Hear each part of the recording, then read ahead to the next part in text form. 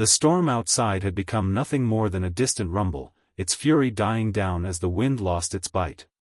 Inside the hut, the fire had long since flickered out, leaving only the soft glow of the embers that still danced lazily in the hearth.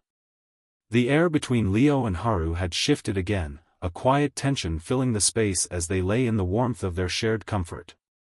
Leo's hand rested lightly on Haru's back, fingers grazing the fabric of his shirt, tracing the soft curve of his spine. Haru, still nestled against Leo, could feel the heat of his touch spreading across his skin, igniting something deeper within him, something he hadn't fully acknowledged until now. The kiss they shared earlier, so tentative yet full of promise, had only been the beginning, a spark that had set fire to something long buried. Haru's breath was steady, but his heart beat erratically in his chest. The closeness, the tenderness between them, it was becoming something more, something harder to ignore. He shifted slightly, his hand moving to Leo's chest, fingers brushing the fabric of his shirt. Leo's gaze met his eyes dark with desire, but there was something else there too, an undeniable tenderness, an understanding.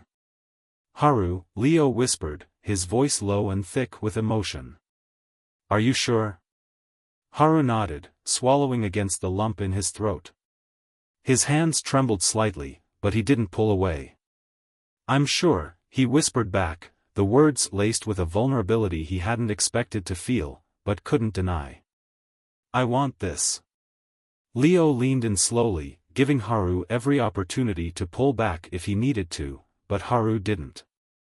Instead, he leaned into Leo's touch, their lips meeting again, this time with a soft urgency, the kiss deepening as the tension between them finally broke, giving way to something more raw, more real. Haru's hands explored cautiously at first, as if testing the boundaries of what was happening between them, but Leo's touch was gentle, guiding him, reassuring him. There was no rush, just a shared moment, a space where they could both be vulnerable without fear of judgment or rejection. As the kiss deepened, Leo's hands moved slowly down to Haru's waist, pulling him closer, his body responding with a kind of quiet urgency.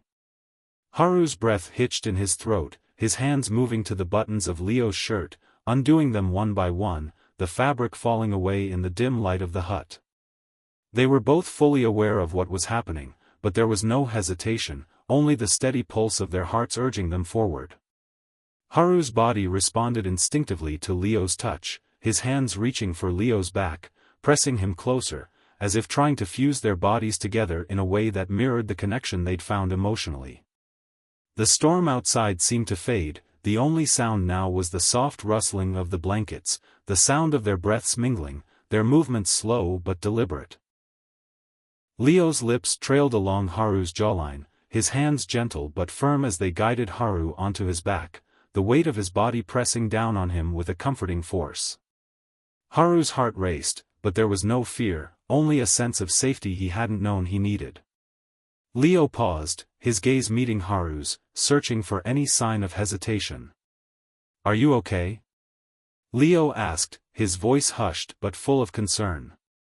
Haru's eyes softened, his lips parting slightly as he nodded, his hands reaching up to touch Leo's face. "I'm okay," he whispered. "I trust you."